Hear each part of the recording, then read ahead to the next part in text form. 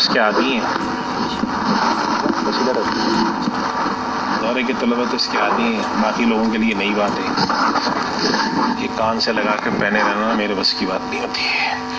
بسم اللہ الرحمن الرحیم، نحمدہ ونصلی علی رسولہ الکریم، اما بعد.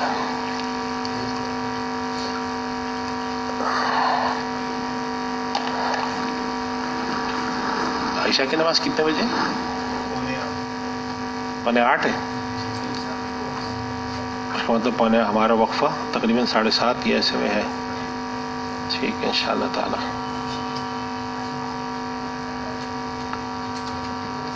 بسم اللہ الرحمن الرحیم، نحمدہ ونصلی علی رسولہ الکریم. اصل میں آج کا جو گفتگو کا مقصود اور موضوع ہے، فقہ المعاملات کی جدید تطبیقات اور فقہ المعاملات کے حوالے سے، ربا کے حوالے سے اس کی جدید صورتیں، اس سے واقفیت. ظاہر سی بات ہے کہ سارے کام ایک نشست میں تو ہو نہیں سکتے ہیں، ساری چیزیں ایک نشست میں تو ہوتی نہیں ہیں. تو مقصود آج کے اس سے تھوڑا سا شناسائی پیدا کرنا ہے، واقفیت پیدا کرنا ہے. ساری باتیں تو نہیں ہو پائیں گی لیکن واقفیت پیدا کرنا بس. ٹھیک ہے، صحیح ہے. آ رہی نا بات سب کو؟ پیسے زیادہ نہیں کرو پھر وہ ٹوٹا کرے گا. فقہائے کرام رحمہم اللہ تعالی نے جو ابواب مرتب کیے ہیں ان کو ذرا سا پیچھے جا کے دیکھیں. جس زمانے میں فقہ کی تدوین اور ترتیب ہوئی ہے اس سے کچھ 100 سال پہلے فقہ کی شکل نہیں تھی. جس زمانے میں حدیث کا رجحان تھا تو حدیث پر عمل ہوتا تھا، حدیث کی کتابیں زیادہ ہوتی تھیں. اس کے بعد وہ آپ نے سنا ہوگا یا معاشر الفقہاء انتم الاطباء ونحن الصیادلہ. بعد میں محدثین کو اس بات کا ادراک ہوا کہ ہمارے پاس ذخیرہ حدیث تو بڑا ہے لیکن ایک مرتب شکل میں استنباط مسائل نہیں ہے. تو اگر فقہ کی تاریخ پڑھیں تو تاریخ کا ایک موضوع ہوتا ہے جسے ہم کہتے ہیں رجحانات کا مطالعہ، ٹرینڈز انالیسس، جسے ہم ایک اور کہتے ہیں دراست الاتجاہات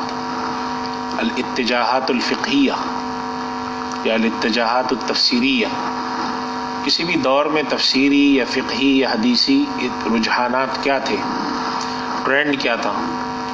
یہ مشکل کام ہوتا ہے اس لیے کہ اس کے اندر آپ کو بہت کچھ پڑھنا پڑتا ہے، لیکن اس سے پاس آپ کے نا ایک تصویر نکل کر آتی بڑی 100 سال 200 سال کی. تو فقہائے کرام رحمہ اللہ تعالیٰ نے جب یہ ترتیب شروع کی ہے، اگر آپ اس کو تھوڑا سا ادھر کو دیکھنا شروع کریں 500 ہجری کے بعد سے، تو 500 ہجری سے 500 ہجری کے درمیان اگر آپ دیکھیں علامہ شامی رحمہ اللہ تو اور بات کہیں اس میں فقہ مرتب ہوئی، اصول فقہ مرتب ہوئے، تنقیح مناط، تخریج مناط، تحقیق مناط، قیاس.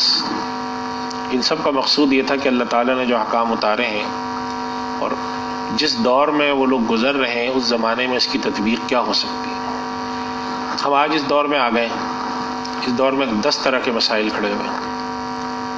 آج ایک مسئلہ ہی کھڑا ہو رہا ہے، آج ہم اس کے اوپر آغاز کر رہے ہیں گفتگو کا، اور بسا اوقات تو ہمیں لطیفہ بھی لگتا ہے کہ اگر ایک آدمی خلا میں چلا گیا تو کیسے نماز پڑھے گا. لیکن کیا یہ ضروری ہے کہ یہ لطیفہ ہی رہے؟ کبھی حقیقت میں تو بدل سکتا ہے نا. آپ کو پتہ چلا کہ جی فلاں سیٹھ صاحب ہیں، انہوں نے کہا ہے کہ میں ہر سال اپنی چھٹیاں منانے کبھی سوئٹزرلینڈ کبھی فرانس جاتا تھا، اس دفعہ میں نے ارادہ کیا میں کہاں جاؤں؟ خلا میں جاؤں، مریخ میں یا وہاں پہ جا کر 15 دن رہ کر آؤں گا. جانے آنے کا خرچہ 3 کروڑ روپے. آپ نے کہا 3 کروڑ روپے میں تو ہم شاید ہمارے 10 خاندان سوئٹزرلینڈ گھومائیں. ممکن ہے نا یہ چیزیں؟ اب اگر جاتے ہوئے ایک آدمی آپ کے پاس آیا، اس نے کہا جی میں مریخ جا رہا ہوں، نماز کیسے پڑھوں؟ آپ نے کہا کہ چھوڑو اس کو، تمہارا مریخ جانا ہی جائز نہیں ہے. جب آدمی یہ گفتگو کرتا ہے نا کہ میرا تمہارا مریخ جانا ہی درست نہیں ہے، اس کا مطلب یہ ہے کہ اس مسئلے کے اوپر تحقیق کرنے سے گھبرا رہا ہے.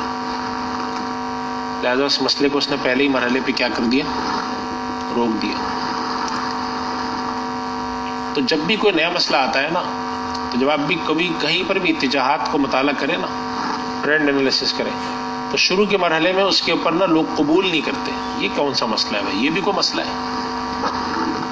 آج آپ کسی کو سوال میں لکھ کے بھیجیں کہ السلام علیکم، اگر کہیں پر ایک آرٹیفیشل میٹ، مصنوعی گوشت بنا، اس کا کھانا جائز ہے؟ مفتی ذرا کہیں گے یہ کیا چیز ہوتی بھائی، یہ کیا فضول سوال آپ لائیں آرٹیفیشل گوشت؟ لیکن جس زمانے میں دیسی گھی کھایا جاتا تھا، اس زمانے میں ہی دیسی کی جگہ بناسپتی گھی بنا. شروع میں لوگ بناسپتی گھی کا ڈبہ چھپا کے لاتے تھے شرما کے، اور آج جب دیسی گھی گھر لا رہے تھے سوچتے بچے تو کھائیں گے نہیں، ہنگامہ مچے گا گھر میں، روزانہ کہیں گے یہ کیا بدبودار پراٹھے بنائے. ایسے ہی ہوتا ہے، آج کل کے بچے کہتے ہیں بو آ رہی ہے. یہ کہلاتا ہے مزاج میں اور اس میں تبدیلی. یہ غیر محسوس طریقے سے آتی ہے، انسان کو بعض دفعہ پتہ نہیں چلتا. آدمی سمجھ رہا ہوتا ہے کہ نہیں کوئی بات نہیں، میں شاید تبدیل نہیں ہوں، لیکن ہو جاتا ہے.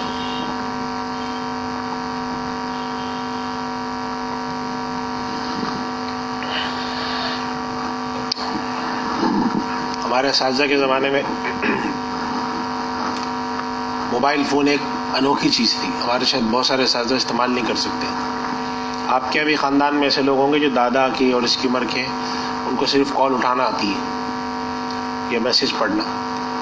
زیادہ آپ نے ادھر ادھر کیا تو وہ گم ہو جاتا ہے، ان سے پتہ نہیں کہاں چلا گیا. اس سے ایک بات سمجھ میں آتی ہے کہ انسان کے معاشرت، یعنی انسان کی معاشرتی طور و طریق، سیاسی طور و طریق، معاشی طور و طریق میں تبدیلی مستقل دائمی طور پہ آتی ہے. تو آج کے فقہ المعاملات پڑھنے کا مقصود یہ ہے کہ جس طور و طریق میں ہمارے یہاں تبدیلی آئی ہے، چاہے وہ تجارت ہو، لوکل تجارت ہو، انٹرنیشنل تجارت ہو، کپڑے کی تجارت ہو، سونے کی تجارت ہو، ان کے طور و طریق میں تبدیلی آئی ہے. تو فقہاء کرام کے جو مسائل ہیں ان کی تطبیق کیسے ہوگی آج کے دور میں، یہ سمجھنا. اگر آپ سے کوئی پوچھے کہ جی فقہاء کرام نے بیوع کی جو شرائط لکھی ہیں، اس کے جو ارکان لکھے ہیں، آپ اس کی تفصیل لکھیں، آپ اٹھا کے فٹافٹ لکھ دیں گے، ایسے ہی ہے نا. لیکن اگر ایک آدمی آپ سے ایک صورت مسئلہ پیش کرے کہ امیزون پہ ڈراپ شپنگ ہوتی ہے، اس کے جواز کا فتویٰ دیں یا اس کے بارے میں آپ رائے دیں، 95% لوگ ادھر ادھر ہو جائیں گے، پتہ نہیں خدا جانے کیا چیز ہے یہ. حالانکہ کوئی آسمانی چیز تو نہیں ہے، دنیا کی چیز ہے نا. لیکن ہمارا چونکہ مطالعہ نہیں ہے، تعلق نہیں ہے، جس چیز سے جتنا مطالعہ تعلق کم ہوتا ہے اس کے اوپر پھر تطبیق اتنی زیادہ، کیونکہ تطبیق جو ہے نا، ایک اجتہاد کی ایک شکل ہے تطبیق، وہ تا قیامت باقی رہے گی. اجتہاد ہے نا، ایک مسئلے کا حکم نکالنا، ایک مسئلے کی تطبیق، کہ آن لائن ٹریڈنگ میں فلاں چیز کیسے ہوگی، خیار شرط کا خیال کیسے رکھا جائے گا. یا فقہاء کرام رحمہ اللہ تعالیٰ نے جو کرنسی کی خرید و فروخت کی شرائط رکھی ہیں، اس کی تطبیق کیسے ہوگی. یا ربا کی آج کچھ جدید صورتیں کیا ہیں. ابھی میرے پاس پچھلے دن ایک مسئلہ آیا ہوا تھا، مشارکہ کا مسئلہ ہے. جب دو آدمی مشارکہ میں داخل ہوتے ہیں، مشارکہ سے مراد ہے شرکت العقد والا، شرکت الملک والا نہیں. دو آدمی داخل ہوئے، ایک آدمی کہتا ہے میں آپ کے ساتھ مستقل بنیادوں پہ نہیں آنا چاہتا، 3 سے 5 سال کے لیے، اس کے بعد نکلوں گا میں. یعنی خروج عن الشرکت کرتا ہے، جسے ہم کہتے ہیں ایگزٹ فرام پارٹنرشپ. میں نے اگر کسی کے ساتھ 1 کروڑ لگائے اور اس کے 1 کروڑ 2 کروڑ لگے، کام شروع ہو گیا، نفع آ رہا ہے، اور وہ آدمی مجھ سے کہتا ہے کہ میں 3 سال بعد آپ کی پارٹنرشپ سے باہر نکلوں گا، تو یہاں پر ایک بڑا سوال آ کے کھڑا ہو گیا نا. نکلتے وقت اس آدمی کو میں قیمت کس اعتبار سے دوں گا؟ جب آپ کاروبار کرتے ہیں تو کاروبار میں آپ ایک رسک پارٹنرشپ کرتے ہیں، تو رسک جسے ہم کہتے ہیں، کاروباری متوقع نفع یا متوقع نقصان یہ متوقع مالی خطرے، ان کو انالائز کرتے ہیں آپ کہ آج میں پارٹنرشپ کر رہا ہوں جنوری سن 2022 میں، 2022 2023 2024 ختم ہوگی، جب جنوری 2025 ہوگا تو میں اپنے 1 کروڑ روپے نکالنا چاہوں گا. تو شرعاً یہ خروج عن الشرکت ہو رہی ہے.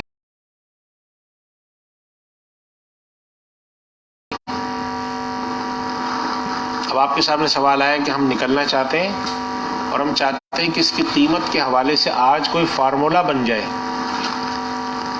عذرائے کریں مفتی صاحب میں جواب دیں ہم کیا کریں.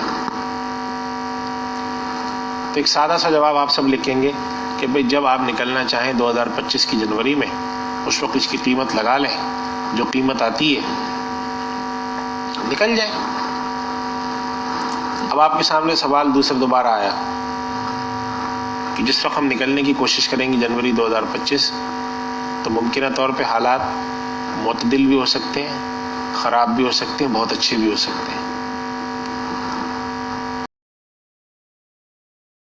فرض کریں کہ ایک آدمی نے جنوری 2018 میں پارٹنرشپ کی ہوتی، 18 19 اور 2021 کی جنوری میں اس کو ایگزٹ کرنا ہوتا، تو جنوری 2021 میں کیا حالات تھے؟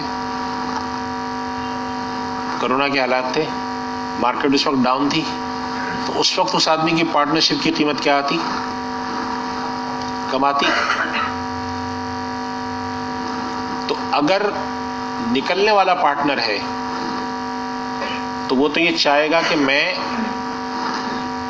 زیادہ پیسے حاصل کروں، یہی چاہے گا نا. اور جو پارٹنر برقرار ہے وہ کیا چاہے گا؟ میں کم سے کم پے کروں.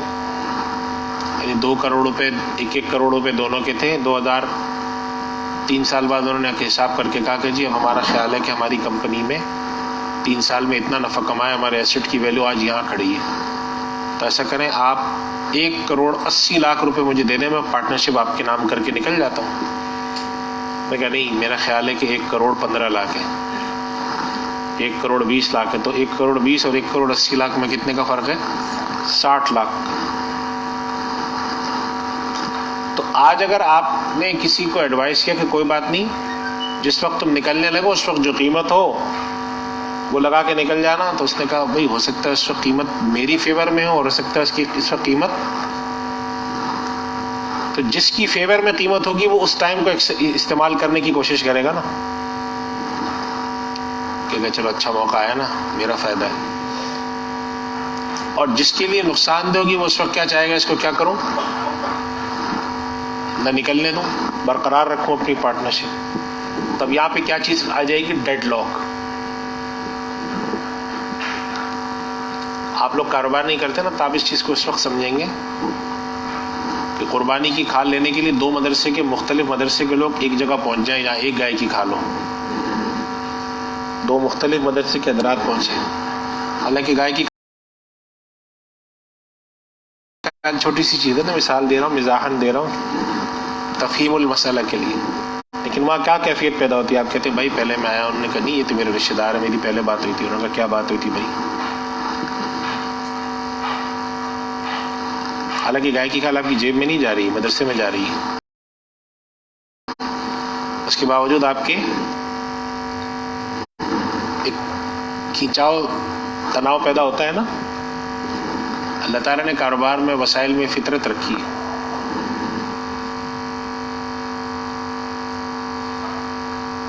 کیا فرمایا؟ اعلموا انما الحیات الدنیا لعب ولہو وزینۃ وتفاخر بینکم وتکاثر فی الاموال والاولاد. تکاثر کا طریقہ یہ ہوگا نا کہ اگر کوئی چیز سامنے والے کے پاس جا رہی ہے تو اس کے بجائے میرے پاس ہے، جبھی تو تکاثر پیدا ہوگا. اگر میں کہوں گا میرے پاس جو آنے والی چیز ہے کوئی بات نہیں سامنے والے کے پاس جائے، تو میرے پاس تکاثر کب پیدا ہوگا؟ جب میں زیادہ جمع کرنے کی کوشش کروں. تو یہ تو کاروبار کی فطرت ہے. تو جب آپ ایک گائے کی کھال پر آپ کی کیفیت بدل سکتی ہے، تو جب کروڑ کا مسئلہ ہو تو مفتی کے پاس جب سائل آیا، اس نے کہا حضرت آپ جو فارمولہ بتا رہے ہیں پارٹنرشپ سے ایگزٹ کرنے کا، تو وہ تو ایسا فارمولہ ہے کہ وہ تو کوئی فارمولہ ہی نہیں ہے.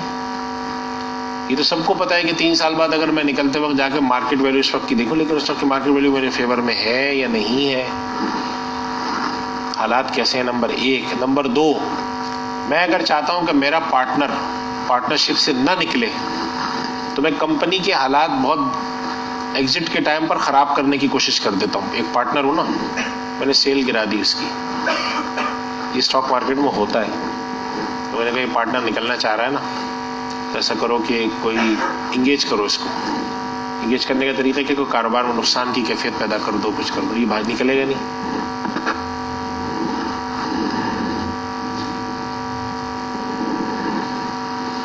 اب یہ پارٹنر کہہ رہا ہے کہ میرے پاس اگر یہ صورتحال پیدا ہوئی تو ہم چاہتے ہیں کہ فارمولا ایسا ہو کہ مارکیٹ مینیپولیشن، مارکیٹ کو خراب کرنے کی کوشش یا مارکیٹ کی ایڈورس سچویشن، ناموافق حالات کی صورت میں ایگزٹ کرنے میں نہ میرا نقصان ہو نہ اس کا نقصان ہو۔ لہٰذا یہ جو فارمولا آپ نے بتایا نا کہ اس وقت پرائسنگ کرنا، یہ صحیح ہمارے لیے ٹھیک ہے۔ ویسے اب آپ یہ دیکھیں یہاں تطبیق مسئلہ جو ہے نا اب مختلف ہو گئی نا، اب وہ آپ کے سامنے اپنے فارمولے بتائے گا۔ میں چاہتا ہوں کہ ہم ایسی پرائسنگ کریں کہ جس وقت ہم ایگزٹ کر رہے ہوں اس کی جو مارکیٹ ویلیو آ رہی ہے اس کے اندر ہم 50% ایڈ کریں گے، یا جو ہماری سیلز آ رہی ہیں پورے سال کی اس کا جو ٹوٹل ریٹرن آ رہا ہوگا ہمارا، اس کا X% اس میں ایڈ کریں گے، یا ہمارے ٹوٹل ایسٹ کی جو ویلیو آ رہی ہوگی اس کا 20% ہم مزید ایڈ کریں گے۔ یہ سب فارمولے آپ کو اس نے بتا دیں کہ اس کا یہ مقصد ہے، اس کا یہ مقصد ہے، اس کا یہ مقصد ہے، اس کا یہاں سے کیا شروع ہوگا؟ یہاں سے تطبیق مسئلہ شروع ہوگی۔ اب آپ نے کہا بھائی دیکھیں جو کچھ بھی آپ بتا رہے ہیں یہ میری سمجھ میں نہیں آ رہا۔ اس وجہ سے کہتے ہیں فقہ المعاملات پڑھنے کا کہ آپ کو مسائل کی اصولی کے بجائے جزوی تفصیلات اور ان کی تطبیقات سامنے ہوتی ہیں، اور آپ کو یہ بھی پتہ چلتا ہے کہ سامنے والا چاہتا کیا تھا اور اس سے غلطی کیا ہوئی ہے۔ بعض دفعہ ایک آدمی آپ کے سامنے آتا ہے اور ایک بات کرتا ہے اور آپ سن کر کہتے ہیں یہ کام تم نے صحیح نہیں کیا، لیکن تمہاری نیت غلط نہیں تھی، تم یہ کرنا چاہ رہے تھے۔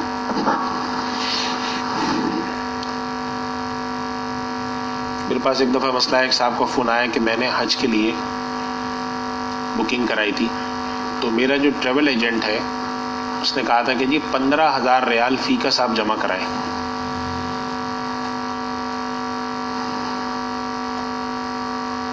10-5 لوگ تھے، کتنے بڑی فیملی جا رہی تھی۔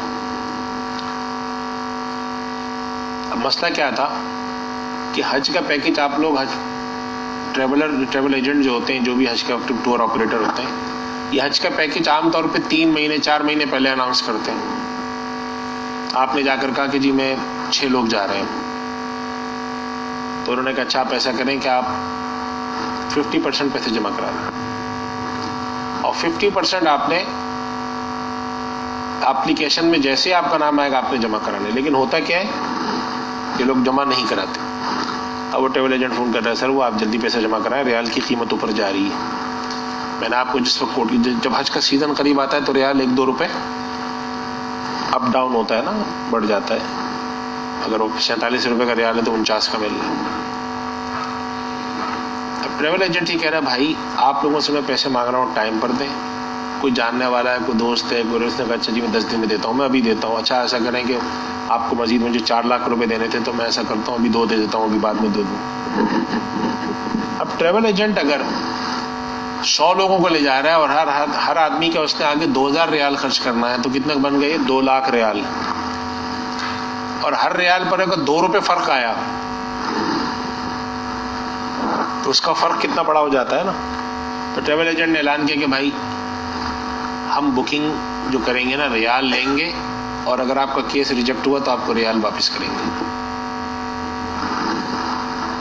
ہمیں اس سے غرض نہیں۔ چونکہ اس لیے اب آپ ٹریول ایجنٹ سے جا کے پوچھیں ٹریول ایجنٹ اصل میں کر کیا رہا ہے۔ فائنانس کی اصطلاح میں وہ فورن ایکسچینج کے امپیکٹ کو ہیج کر رہا ہے، کہ میں اگر آپ سے روپے میں پیسے لوں اور آپ توڑ کے دیں، جب میرے پاس پیسے کم آئیں گے تو میں ریال زیادہ خرید ہی نہیں پاتا۔ تو مجھے کبھی ریال پڑ رہا ہے 46 کا، کبھی پڑ رہا ہے 46.5، 47، 47.5، حتیٰ کہ بعض دفعہ ریال میں نے 49 روپے کا بھی خریدا ہے۔ تو فورن ایکسچینج کی جو فلیکچویشن ہے پرائس میں اوپر نیچے جانے کے، اس کی ساری ہٹ کس کو آ رہی ہے؟ ٹریول ایجنٹ ٹور آپریٹر کو آ رہی ہے۔ اس نے اعلان کر دیا کہ بھائی یہ ہٹ میں نہیں لے رہا، کیونکہ ہر سال ہمارا 4 لاکھ 5 لاکھ 6 لاکھ کا نقصان ہوتا ہے۔ اگر 1 ریال پہ 2 روپے کا فرق آ رہا ہے اور 1 لاکھ ریال ہے تو کتنے بن گئے؟ اور اگر 2 لاکھ ریال ہے تو 2 لاکھ ریال 4 لاکھ ریال تو کوئی اتنی بڑی رقم نہیں ہے وہاں کے لحاظ سے، اگر آپ نے 100-150 لوگوں کی بکنگ کرائی تو کہتے ہیں ہمارا جو نقصان ہے صرف کرنسی کی فلیکچویشن کا جو فرق آتا ہے وہ 10 لاکھ روپے کا فرق ہے۔ 10 لاکھ روپے بڑی رقم ہے نا پاکستانی میں، ایک آدمی 50,000 روپے بھی کیوں چھوڑے؟ اور اس کا وجہ اس کی ساری یہ ہوتی ہے کہ جو شیڈیول ہم پیمنٹ کا دیتے ہیں لوگ آن ٹائم پے کرتے ہی نہیں ہیں۔ ایسے ہی ہوتا ہے نا۔ اب حج پہ جانے والا تو کوئی پولیس کچہری نہیں کر سکتا نا کہ میں آپ کے خلاف، آپ نے مجھ سے کہا تھا فلاں تاریخ کو پیسے دیں گے، آپ نے چونکہ پیسے نہیں دیے تو آپ کے خلاف میں FIR کاٹ رہا ہوں۔ تو اگر آپ نے کاروبار میں FIR کاٹ دی تو اگلی دفعہ تو آپ کے پاس کوئی حج کرنے نہیں آئے۔ تو اس کا انہوں نے ٹیکنیکل سولوشن یہ نکالا کہ بکنگ صرف ریال میں کریں گے، ریال لائیں، اور اگر آپ کا نام نہیں آتا حج میں، اپلیکیشن جمع کراتے وقت پیسے آپ جمع کرائیں، اگر آپ کا نام نہیں آتا یا کسی وجہ سے آپ کینسل کراتے ہیں تو ریال ہم آپ کو واپس دیں گے۔ اب ان صاحب کا فون آیا کہ آپ مفتی صاحب میں نے 50,000 ریال جمع کرائے کتنے لوگوں کے واپس ہو رہے ہیں، مجھے میرا نام نہیں آیا۔ تو میں نے ریال جمع کرائے، جس وقت میں نے ریال جمع کرایا تھا 1-2 سال پرانی بات ہے غالباً، اس وقت ریال ان کا تھا کچھ 37 روپے کا یا 37.5 کا ویسے۔ اب جب انہوں نے واپس کیا ہے، اچھا جب واپس کیا تو واپس انہوں نے کب کیا کہ جن کی حج کی اپلیکیشن ریجیکٹ ہو گئی۔ اب جب حج کی اپلیکیشن ریجیکٹ ہوتی ہیں تو جن لوگوں نے ریال خریدے ہوتے ہیں واپس بیچنا شروع کر دیتے ہیں، ان کو ضرورت نہیں ہوتی نا حج میں، تو فوراً ریال کی قیمت کیا ہوتی ہے کیونکہ سپلائی بڑھی۔ اب وہ کہنے لگے جب میں نے دیا تھا اس وقت وہ پتہ نہیں 37 روپے کا تھا، اب جب یہ واپس کر رہے ہیں تو یہ ہے 35.5 کا، یہ 1.5 روپے کا لاس کون اٹھائے گا؟ 1.5 روپے کا لاس کس کو آ رہا ہے؟ بکنگ کرانے والے کو۔ اور تھے بھی کوئی بزرگ، کوئی صاحب تھے، ضعیف آدمی تھے، 60-65 سال۔ میں نے کہا جی آپ سے انہوں نے کیا طے کیا تھا؟ انہوں نے کہا ہم سے طے کیا تھا ریال دو۔ تو میں نے کہا جو چیز آپ نے دی ہے آپ شرعاً وہ چیز واپس لینے کا حق رکھتے ہیں۔ کہنے لگا یہ کیا بات کی آپ نے؟ ناراض ہو گئے بڑے مجھ سے۔ 50,000 ریال پہ 1.5 روپے کا فرق کتنا بن گیا؟ 75,000۔ اب وہ ایک تو ان کو یہ غصہ آ رہا میرا نام نہیں آیا، دوسرا غصہ آ رہا 75,000 کا نقصان ہے مجھے۔ میں نے ان کو سمجھایا، میں نے کہا دیکھیں، وہ سمجھنے کو تیار نہیں، کرنے کہ یہ کیسے ہو سکتا ہے۔ میں نے ان کو 35 روپے تھوڑی دیے تھے، میں نے تو 37 روپے کے۔ میں نے کہا 35-37 کو چھوڑیں آپ نے ان کو کیا دیا تھا، واپس کیا لیں گے؟ اب وہ کسی مفتی صاحب کے پاس بھی گئے، انہوں نے بھی کہا نہیں یہ تو اب باقی آپ کی بات صحیح ہے، یہ تو نقصان پہنچا رہا ہے آپ کو بعد میں۔ مسئلہ وجہ کیا ہے؟ صورت مسئلہ شرعی نقطۂ نظر سے اگر آپ ایک آدمی نے آپ سے کہا کہ آپ $، دیں تو واپس کیا کرنے کا پابند ہے وہ؟ اگر آپ نے یہ ٹیشو پیپر کا ڈبہ جا کر 5 درہم میں خریدا، واپس جا کے آپ اقالہ کرنا چاہیں تو آپ کو کتنے درہم واپس کرنے چاہیں گے؟ اسے 5 کرے گا نا۔ اب آپ جا کر اس سے کہیں کہ دیکھو جس وقت میں نے تمہیں درہم دیے تھے تو اس وقت میں نے درہم خریدے تھے 37 روپے کے، اور اب جو تم مجھے درہم واپس کر رہے ہو یہ درہم میں 35 کا، تو 2 روپے کا نقصان ہے مجھے فی درہم، اور 5 درہم میں نے تمہیں دیا تھا، تم 5 درہم بھی واپس کرو اور 10 روپے بھی دو۔ یہ مطالبہ اس کا شرعاً درست؟ وہ صاحب کو میں نے بہت سمجھانے کی کوشش کی، کسی صورت نہیں مانے۔ انہوں نے کہا یہ مولوی بھی ایسے ہی ہوتے ہیں۔ مسئلہ سمجھ میں آیا آپ کی نا نوعیت؟ ایک چھوٹی سی صورت بتا رہا ہوں، یہ ایک فورن ایکسچینج کی ٹرانزیکشن کے اندر ایک نئی صورت آپ کے سامنے کہا واقعی۔ اب آپ نے جا کر ٹور آپریٹر سے کہا آپ نے یہی کیا کیا بھائی؟ یہ تو اچھی بات کی آپ نے، سارا نقصان سامنے والوں پہ آپ نے پارک کر دیا. اس نے کہا دیکھیں میں نے کسی کو کوئی دھوکہ نہیں دیا، میں نے اپنے لکھ کر لگایا ہوا ہے کہ ہم صرف ریال میں پیسے لیتے ہیں اور سودا کینسل ہونے کی صورت میں، نام نہ آنے کی صورت میں ریال واپس کرتے ہیں. کام کرانا ہے آپ کو ہم سے تو ٹھیک ہے، نہیں کرانا نہ کرائیں. کوئی اگر آپ سے روپے میں پیسے لے رہا ہے دے دیں اس کو. اب آپ اس مسئلے کو اس نوعیت سے دیکھیں. آپ نے کہا اس کا تو مطلب ہے کہ ریال کا نقصان آپ نے سامنے والے پہ پارک کر دیا. تو ان کا سامنے سوال ہے، ان کا کیا جواب ہوتا ہے ٹور آپریٹر کا؟ تو کیا یہ ضروری ہے کہ کسٹمر اپنا نقصان مجھ پہ پارک کرے تو جائز ہو، اور جب میں اس پہ پارک کروں تو ناجائز ہو جائے؟ یہ کس نے کہہ دیا آپ سے؟ تو اصولاً تو کوئی حرج نہیں ہے نا. جیسے ایک دفعہ سوال آیا کہ جی میں کسی کو 1,00,000 روپے قرضہ دے رہا ہوں، جب وہ واپس کرے گا تو میری پرچیز پاور ڈکلائن ہو جائے گی. 1,00,000 روپے سے آج جو چیزیں میں خرید سکتا ہوں 6 مہینے بعد اتنی چیزیں نہیں خرید سکتا. لہٰذا اس آدمی کو چاہیے کہ مجھے وہ اس کی جو پرچیز پاور ڈکلائن ہوئی ہے، قیمت قوت خرید میری کم ہوئی ہے، اس کے بقدر مجھے وہ اضافی پیسے دے. اگر میں 1,00,000 دے رہا ہوں تو 6 مہینے بعد وہ 1,00,000 مثلا 4,000 روپے 1,00,000 کے ساتھ 4,000 دے.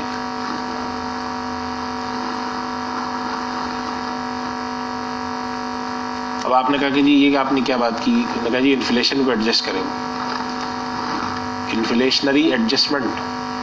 اتنی میری قوت خرید میری کم ہوئی ہے وہ دے. اب آپ نے سوال پوچھا کہ آپ کی قوت خرید کس اعتبار سے کم ہوئی ہے؟ انہوں نے کہا جی انڈیکس اگر میں دیکھوں، کنزیومر پرائس انڈیکس دیکھوں، سی پی آئی جو انفلیشن کو ناپنے کا ہوتا ہے. گولڈ کو دیکھیں آپ، حساب مجھ سے کہنے لگے. میں نے کہا گولڈ کی قیمت تو اوپر گئی لیکن لٹھے کی قیمت تو نہیں گئی نا. کہنے کہ لٹھے کو کیوں کروں گا؟ میں نے کہا گولڈ کو کیوں کروں میں؟ آپ اپنی پرائس کو ٹیگ گولڈ سے کیوں کر رہے ہیں؟ میری مرضی میں لٹھے سے کروں، بجری کے ٹرک سے کروں. میں نا بات یعنی آپ تو گولڈ کے ساتھ ٹیگ کرنا کیوں چاہیں؟ کہاں پہ حکم ہے شرعاً اور قانون کہ گولڈ سے ٹیگ کرو؟ انہوں نے کہا نہیں بزنس کا یہ فیصلہ ہے. میں نے کہا اب آپ نے بات کی نا صحیح، کہ اصل میں یہ فیصلہ کس کا ہے؟ بزنس کا. اس کا مطلب یہ کہ آپ چاہتے ہیں کہ میرا نقصان، بسا اوقات ہمارے پاس اسلامی بینکوں میں ہوتا ہے، ایک آدمی نے آ کے درخواست دی کہ میرے حالات خراب ہیں، اس مہینے کی قسط میں نہیں دے سکتا، اور یہ آیت بھی لکھ دی وَإِنْ كَانَ ذُو عُسْرَةٍ فَنَظِرَةٌ إِلَىٰ مَيْسَرَةٍ. اب اگر آپ ان سے سوال کریں کہ ذو عسرتن کیسے ہیں آپ کے پاس تو پلاٹ بھی ہو، کہتے ہیں بھائی میں آپ کی قسط دینی ہے مجھے 2,00,000 روپے، اس کے لیے میں اپنا کیا 80 لاکھ کا پلاٹ بیچ دوں؟ اس جواب میں فقہی اور قانونی خطا کیا ہے؟ فقہی اور قانونی خطا یہ ہے کہ اگر آپ نے مجھے 2,00,000 روپے ایک وقت میں دینے ہیں اور آپ کے پاس نقد رقم نہ ہونے کا مسئلہ ہے، تو یہ میرا مسئلہ تو نہیں ہے نا. کس کا مسئلہ ہے؟ آپ کا مسئلہ ہے نا. آپ ضرورت مند ہیں نہیں ہے، 80 لاکھ کا آپ نے پلاٹ لے کے رکھا ہوا ہے، 15 لاکھ کے گھر میں زیور پڑے ہیں. تو اصل میں وہ درخواست آپ کو یہ نہیں آ کے دے رہا ہوتا کہ مجھے مہلت دی جائے، اصل میں وہ آ کے کہہ رہا ہوتا ہے جو خطرہ میں اٹھانا چاہتا ہوں نا، جو رسک میں اٹھانا چاہتا ہوں، جو فائنینشیل، وہ آپ اٹھائیں، میں کیوں اٹھاؤں؟ میں اگر میں پیسے کسی کو دیر سے دوں گا تو نقصان کس کا ہے؟ جس کے پیسے دیر سے جا رہے ہیں اس کا نقصان ہے. تو سامنے والا آ کر کہہ رہا ہے کہ میں چاہتا ہوں کہ آپ مجھ سے پیسے دیر سے لیں، وجہ اس کی کیا ہے کہ میں اپنا نقصان نہیں کرنا چاہتا. تو انصاف سے پھر یہ سمجھایا، میری سے بھی ایک دفعہ بات، میں نے کہا بھائی اللہ کے بندے، ایک ہوتا ہے ضرورت مند اور ایک وہ ہوتا ہے جس کے پاس کیش کم ہو، جسے ہم کہتے ہیں کہ کیش کرنچ ہے، اس کے پاس لیکوڈیٹی کرائسس ہے. ضرورت مند وہ نہیں ہوتا جس کے پاس لیکوڈیٹی کرائسس ہے. ہمارے رمضان میں عام مسئلہ آتا ہے نا، بہت سارے لوگ ہیں جن کی بیویوں کے پاس بہت زیور پڑا ہوا ہے. بیوی نے ان کو رمضان کے شروع میں کہا سنیں میری زکوٰۃ آ رہی ہے 3,80,000 روپے. آدمی ایک دم اچھل گیا سیٹ پہ بیٹھا بیٹھا، 3,80,000 روپے بھائی میں کہاں سے دوں؟ انہوں نے کہا تھی وہ آپ سے تو شروع میں بات ہوئی تھی نا، میری زکوٰۃ آپ دیا کریں گے. ہم نے کہا اللہ کی بندی، اس وقت تمہاری زکوٰۃ آتی تھی 30-35 روپے، 40,000 روپے.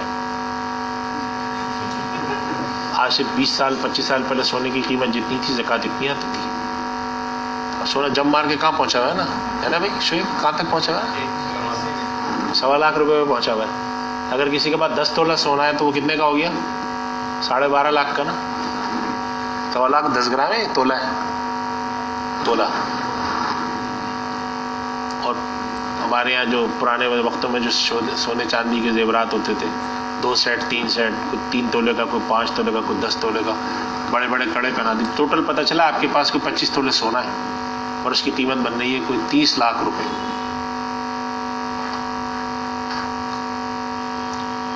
اب وہ آدمی آپ سے آ کے کہہ رہا ہے کہ میرے گھر میں اتنا سونا پڑا ہوا ہے، میرے پلاٹ میں اتنی انویسٹمنٹ ہے، لیکن مسئلہ میرے پاس کیا ہے؟ کیش نہیں ہے۔ تو کیش نہ ہونے کا مطلب ہے فقہی اصطلاح میں کہ آپ کی ملکیت میں جو مال موجود ہے، مال مملوک، اس میں نقود کم ہے، اعیان زیادہ ہے۔ تو نقود کم اور اعیان اگر کسی کے پاس زیادہ ہوں تو کیا وہ آدمی ضرورت مند ہے، مستحق ہے، ذو عسرۃ فنظرۃ الی میسرہ ہے؟ تو آپ کے سامنے سوال ہے، آپ نے لکھا بھائی آپ ذو عسرۃ کب سے ہو گئے؟ آپ کے پاس اگر کیش جیب میں نہیں تو آپ نے کہا میں ضرورت مند ہوں؟ آپ نے کہا نہیں، آپ ضرورت مند نہیں ہیں۔ یہ تو آپ کو پہلے سوچنا تھا کہ آپ کہاں سے ادا کریں گے، اور اگر آپ اس کے اندر ٹال مٹول کرتے ہیں تو مطل الغنی ظلم کی حدیث کے اندر دائرے میں آپ آئیں گے نہیں آئیں گے؟ کہ اللہ کے نبی نے یہ فرمایا ہے کہ غنی سے مراد وہ شخص ہے جس کے پاس نقد زیادہ ہو۔ بھئی غنی سے مراد تو وہ ہے جس کے پاس مال دولت زیادہ ہو، چاہے اعیان زیادہ ہوں یا نقود زیادہ ہو۔ تو اب آپ اس کے فقہی جواب میں جب لکھیں گے تو آپ یہ لکھیں گے کہ ملکیت میں موجود مال کے لیے نقود کا ہونا شرط نہیں ہے، وہ نقود ہو یا اعیان ہو۔ اگر دونوں کا مجموعہ آپ کی غنا کو ثابت کرتا ہے تو آپ غنی ہیں، اور اگر آپ مطل کرتے ہیں تو عند اللہ گناہگار ہیں۔ یا تو جا کر آپ اس آدمی سے سیٹلمنٹ کریں کہ بھائی میرے پاس نقد نہیں ہے، تم خدا کے واسطے مہلت دے دو مجھے، اور اگر وہ کہتا ہے میں نہیں دیتا مہلت، تو آپ پابند ہیں یا نہیں اس کو دینے کے؟ یا یہ کہ آپ نے درخواست لکھ دی وَإِن كَانَ ذُو عُسْرَةٍ فَنَظِرَةٌ إِلَىٰ مَيْسَرَةٍ، لوگ یہ کرتے ہیں۔ تو آپ کے پاس جب مسئلہ آئے گا نا تو آپ نے اس مسئلے کو چھان پھٹک کے آج کے زبان میں سامنے والے کو جواب دینا ہے کہ آپ کی فائنینشیل اسٹرینتھ یہ ہے، اگر آپ کی جیب میں کیش نہیں ہے تو اس سے کیا ہوا؟ آج کے دور کا ایک بڑا مسئلہ ہے، واقعتاً سنگین مسئلہ ہے۔ رمضان میں بڑے مسائل کھڑے ہو جاتے ہیں لوگوں کے پاس، بچوں کے کپڑے بھی بنانے، اپنے کپڑے بھی بنانے، زکوٰۃ بھی نکالنی ہے، اور ظاہر ہے کہ کون، آپ بیوی کہہ دیتی ہے ٹھیک ہے آپ کو زکوٰۃ نکالنی ہے، اچھا وہ بیوی سے کہہ دیتا ہے اچھا آپ کو زکوٰۃ نکالنی تو لاکٹ دیں، اب بیوی کہتی ہے لاکٹ تو میں دوں گی نہیں، میری امی کا لاکٹ ہے، یہ مجھے بہت پسند ہے، یا مجھے سالگرہ پہ دیا تھا آپ نے۔ اب آپ اس مسئلے کا کوئی حل کریں، ہوتا ہے نا، یہ عام مسئلہ ہے نا، جو کہ صرف یہاں پہ جو لوگ بیٹھے ہیں ان کا تھوڑی، تو پورے بر صغیر ہند و پاک کا بلا تفریق علماء غیر علماء مسئلہ ہے، اور صحیح بات بھی ہے۔ اللہ سبحانہ و تعالیٰ نے خواتین کے بارے میں کیا فرمایا؟ اَوَمَن يُنَشَّأُ فِي الْحِلْيَةِ، یہ تو اللہ نے فرمایا نا عورت کے لیے کہ وَمَن يُنَشَّأُ فِي الْحِلْيَةِ، تو مرد کو زیور سے کوئی دلچسپی نہیں ہوتی نا، عورتوں کو بہت ہوتی ہے، مرد کو باورچی خانے سے کوئی دلچسپی نہیں ہوتی، پتیلی کا رنگ پتہ نہیں ہوتا عورتوں کی دل، اللہ تعالیٰ نے فرق رکھا ہے نا۔ خواتین کو اس چیزوں کا نہیں پتہ ہوتا، موٹر سائیکل کا ماڈل کون سا اچھا ہے کون سا ہے، ان کی نظر میں موٹر سائیکل ہوتی ہے، وہ CD70 ہونڈا کی ہو یا کسی اور کی ہو، تو اللہ تعالیٰ نے یہ تقسیم رکھی ہے نا۔ تو اس وجہ سے آج کے دور میں جو فقہ المعاملات کے ذریعے تطبیق سمجھنی ضروری ہے، تو وہ 2 طرح کی چیزیں ہمارے یہاں ہوتی ہیں۔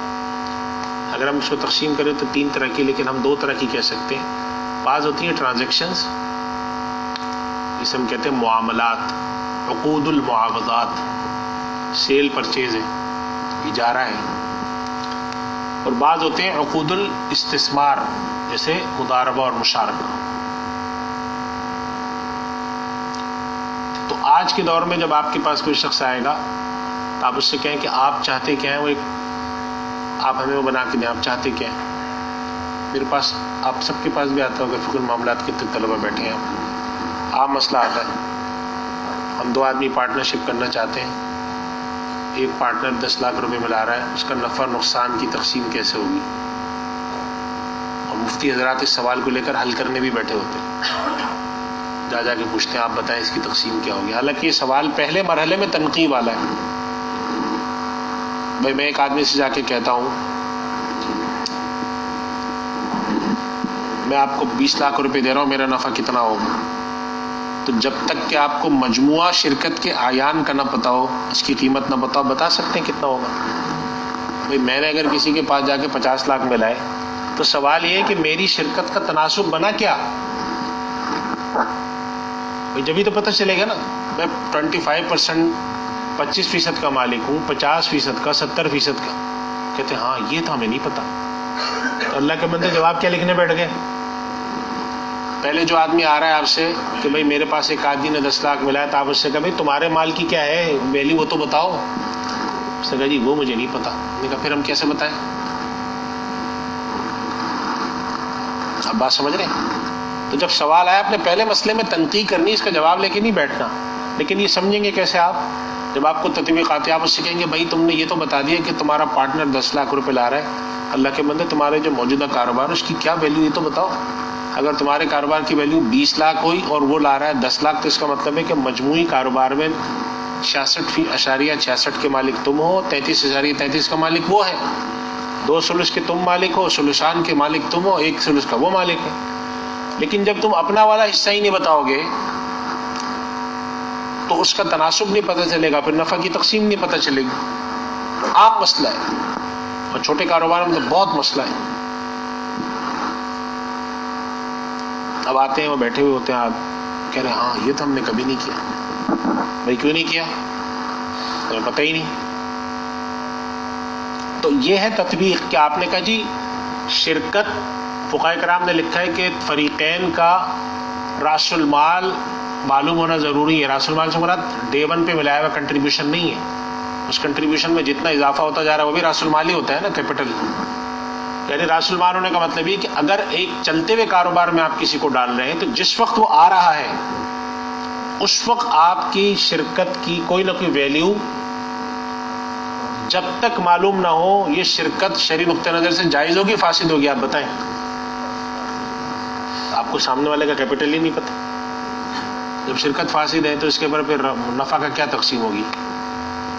آپ اسے جا کر کے آپ اپنے کاروبار کہتے ہیں جی ہم نے آج تک ویلیو نہیں نکالے. آپ نے کہا کوئی مشکل کام نہیں ہے، اکاؤنٹنگ والے بھی نکال کے دیتے ہیں اور کھاتے والے کے جو حساب کرتے ہیں نا منشی بیٹھے ہوتے ہیں وہ ان کو بھی نکالنا آتا ہے. آپ جائیں صرف 2 دن محنت کریں، کوئی نہ کوئی ویلیو نکل کے آئے گی. اس کی کمی بیشی ہو سکتی ہے، شرعاً جائز ہے. آپ نے آ کر کہا جی میرے پاس یہ 2 لاکھ ٹیشو پیپر کے ڈبے پڑے ہیں، میرے پاس یہ سب پڑا ہے. میں نے ایک رف اندازہ لگایا کہ میرا جتنا مال آج موجود ہے اس کی قیمت بنتی ہے 20 لاکھ اور 10 لاکھ تم لا رہے ہو، تو آج کے بعد سے ہماری شرکت 2 ثلث میرے 1 ثلث تمہارا قائم ہو گئی. شرعاً یہ تقییم ہے، یہ جائز ہے.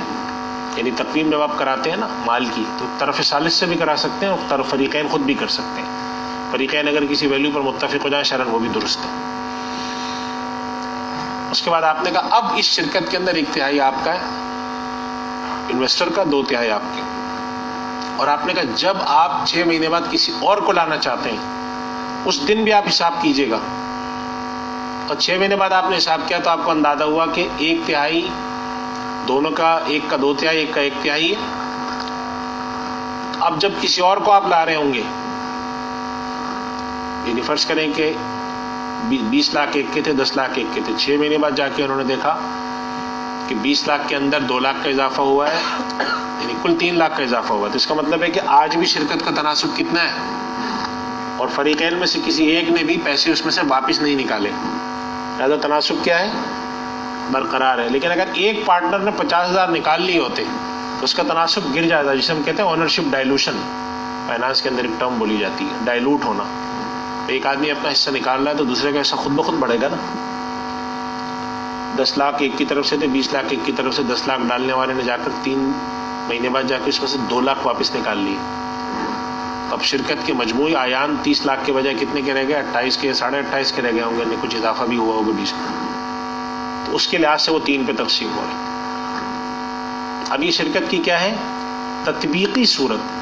تو فقہ المعاملات میں اور جدید میں جب تک یہ تطبیقی صورتیں آپ کی، تو میں ایک مثال دے رہا ہوں، 50 طرح کی تطبیقی صورتیں، ہر طرح کے مشارکے ہوتے ہیں، چھوٹے ہوتے ہیں، بڑے ہوتے ہیں، اور جسے ہم کہتے ہیں ٹرانزیکشن مشارکے ہوتے ہیں، سیگمنٹ مشارکہ ہوتا ہے. ایک آدمی وہ کہتا ہے میرے تو 10 طرح کے کاروبار ہیں، آپ چھوٹا سا کام میرے ساتھ کر لیں. پیریوڈک مشارکہ ہوتا ہے، آپ آ کے رمضان میں صرف میرے ساتھ مشارکہ کر لیں. روح افزا میں، بیسن میں، چنے میں، کالے چنے، سفید چنے، روح افزا، بیسن، کھجور، یہ 5 چیزوں میں مشارکہ کرتے ہیں. 10 لاکھ میں ڈال رہا ہوں، 20 لاکھ آپ ڈالیں. جو بھی اس سیگمنٹ سے ریونیو آئے گا اس کو ہم شیئر کر لیں گے. آخر میں جو ویلیو بچ جائے گی اس کی ہم مارکیٹ ویلیو لگا لیں گے کہ جو مارکیٹ ویلیو آ رہی ہے اس کو 20% ڈسکاؤنٹ کر کے میں خرید لوں گا. سیگمنٹ مشارکہ ہے. بقرعید کے موقع پر لوگ کرتے ہیں نا جا کر مشارکہ، جانور خریدنے کا مشارکہ ہے، چارے کا مشارکہ ہے، رمضان کا مشارکہ ہے. ریونڈ کے باہر ریونڈ کا اجتماع ہے، ابھی یہاں پہ اجتماع ہونے والا ہے، کراچی اجتماع شاید کل پرسوں کب ہے، 27 کو ہے، ابھی تو ٹائم ہے. اس کے باہر بھی اسٹال لگتے ہیں نا. کتنا بڑا کاروبار ہے وہ بھی، ایک بہت بڑا کاروبار ہے. 4 لوگوں نے کہا مل کے یہاں پہ اسٹال لگاتے ہیں، پلاؤ بنا کے بیچیں گے، روزانہ ہماری 100 دیگیں بکیں گی. تو اگر 3 دن کا اجتماع ہے تو 300 دیگیں کہیں نہیں گئی. آپ نے پیسے جمع کی، اس پیسے کو جمع کرنے کے نتیجے میں آپ نے ایک چھوٹا سا پیریوڈک مشارکہ کیا، ٹائم باؤنڈ مشارکہ کیا 3 دن کا. سیزنل مشارکہ ہوتا ہے گرمیوں کے سردیوں کے سیزن میں. دوست نے آپ کو آ کر کہا کہ بھائی میں آج کل سردیاں بہت آئی نہیں ہیں تو گرم مال ڈالنا ہے مجھے، پیسے نہیں ہے میرے پاس. گرم مال آپ ایک جیکٹ لینے جائے 2000 کی ملتی ہے، اچھی جیکٹ لینے جائے 1500 2000 سے کم کی نہیں، اور اچھی لینے جائے 5000 کی. تو اگر آپ کی دکان پر 100 جیکٹ نہ ہوئی تو کوئی فائدہ اس دکان کا؟ بڑا چھوٹا سائز ہونا چاہیے نا. اگر آپ نے 1000 روپے کی 100 جیکٹ ڈالی تو کتنے پیسے چاہیے؟ لاکھ روپے.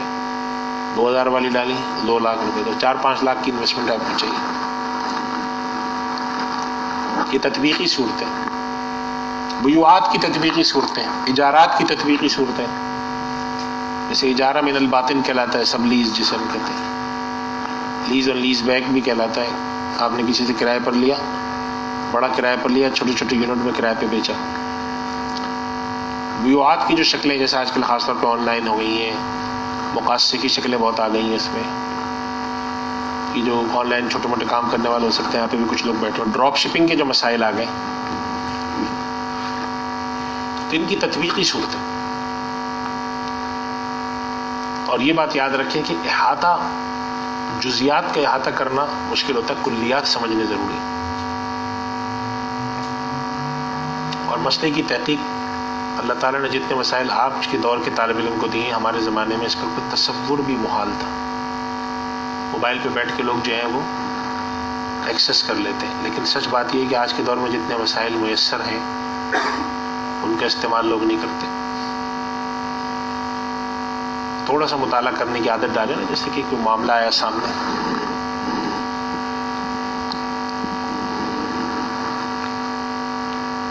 اب عام طور پہ جھگڑا آتا ہے خاندان میں.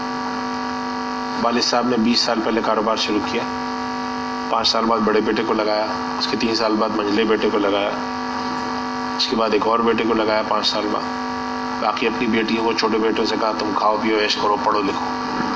چھوٹا بیٹا پڑھتا رہا، چارٹر اکاؤنٹنٹ بن گیا، انگلینڈ سے جا کے ڈگری لے آیا. جب پڑھ لکھ گیا، اس کی 2 لاکھ روپے کی تنخواہ لگ گئی. اس کے بعد اس نے سوال کیا کہ ہاں بھائی وراثت تقسیم کرو.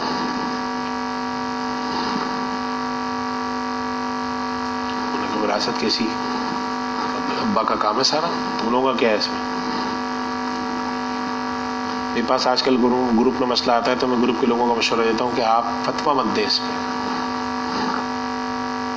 اس کی 2 وجہ ہے.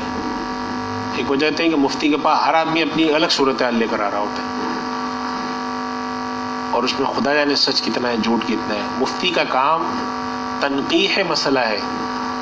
مسئلے کے بارے میں مفتی استفہام کے طور پہ سوال پوچھ سکتا ہے. مفتی تفتیش نہیں کر سکتا. تفتیش کون کرتا ہے؟ عدالت کرتی. مفتی تو تفتیش نہیں کر سکتا. بہت زیادہ یہ کہہ دے گا بھائی آپ دونوں لکھ کر لائیں، دونوں ایک چیز پر دستخط کریں، حلف اٹھائیں کہ آپ یہی کہہ رہے ہیں. اس کے باوجود دونوں کا اختیار ہے، وہ کہہ دیں گے ہم تمہارے فتوے کو نہیں مانتے، تو مفتی کیا کر لے گا؟ پٹائی تو نہیں کر سکتے نا. کر بھی دی تو کیا ہوگا؟ الٹا ان کے خلاف FIR کٹ جائے گی. تو جب ایسا مسئلہ آتا ہے تو میں لوگوں سے کہتا ہوں کہ دیکھیں آپ فتویٰ نہ لیں. فتویٰ لینے سے نتیجہ نکلتا ہے. دیکھیں قانون اور فتویٰ لینے جب آپ جاتے ہیں نا کسی تنازع میں، تو لازماً اذان کی آواز کیوں نہیں ہے آج؟ اچھا وقفہ لیتے ہیں. تو آپ کے پاس جب بھی کوئی تنازع آئے گا نا، قاضی شریح رحمہ اللہ تعالیٰ کے میں پڑھ رہا تھا، فرماتے تھے کہ 50 سال میں نے قضا کی ہے، آدھی دنیا میری حامی اور آدھی مخالف. جس کی حمایت میں فیصلہ کیا کیا ہوتا ہے کہ کتنا اچھا قاضی ہے، اور جس کی مخالفت میں فیصلہ جاتا ہے اس کے ساتھ وہ ہوتا ہے جو آج کل ہو رہا ہے. ایسے ہی ہے نا. تو اس وجہ سے مفتی کے پاس جب مسئلہ آ جاتا ہے تو دونوں فریقین کتنے اللہ والے کیوں نہ ہو، اگر مفتی نے کسی ایک کے بات میں فیصلہ کرتا ہے تو دوسرا اس فیصلے سے راضی بھی نہیں ہوتا، اور مفتی کو بھی کہتا ہے یہ بھی بک گیا ہے، یہ کیا ہے وہ کیا ہے. میں نے خود دارالفتہ میں ہم دیکھا تخصص دارالعلوم میں کر رہے تھے، پرانی بات ہوگی 1993-94. مستفتی آیا تو اس طرح سے فتویٰ لیا، اس کے بعد باہر نکلتے ہوئے دروازے کے پاس کھڑا ہو کے پڑھا، اس کے بعد پھاڑا پھینک دیا. اس کی وجہ یہ تھی کہ جو چاہ رہا تھا وہ فتویٰ نہیں ملا، اس نے کہا یہ تو بڑا خطرناک فتویٰ میری حمایت میں نہیں، پھاڑ پھوڑ کے پھینک دیا. تو نماز کے بعد انشاءاللہ کنٹینیو کرتے ہیں اس کو.